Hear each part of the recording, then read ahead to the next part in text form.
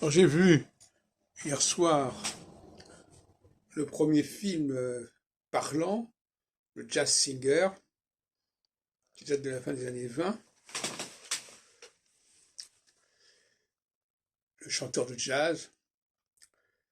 Et c'est quand même assez remarquable, c'est un film juif, avec des chansons, des chants hébraïques.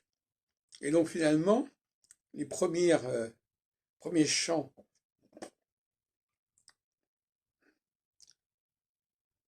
enregistrés au cinéma sont en partie des chants en hébreu, à commencer par le fameux Kol Nidrei du Yom Kippour.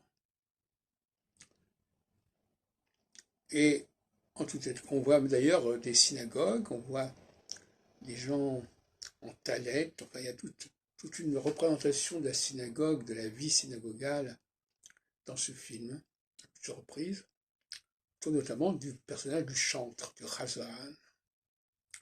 Et c'est un problème de succession, quelque part, entre le père et le fils.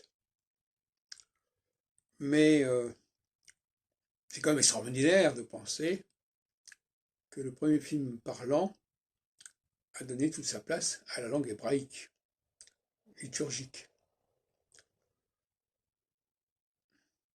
Cela dit, le film garde encore l'empreinte du film muet. Il y a très peu de dialogue, c'est surtout les chants qui sont enregistrés. Et on a toujours les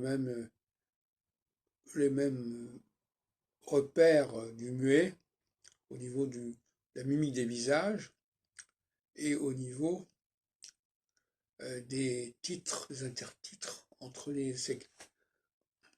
Donc c'est pas véritablement un film parlant au sens où on l'entend aujourd'hui. C'est un film où les parties enregistrées sont surtout les parties chantées. Ce qui se comprend puisque il y avait déjà le disque qui existait, et là, en fin de compte, on avait une sorte... Au fond, ce sont des disques qui sont passés dans le film quelque part, enfin, en quelque sorte.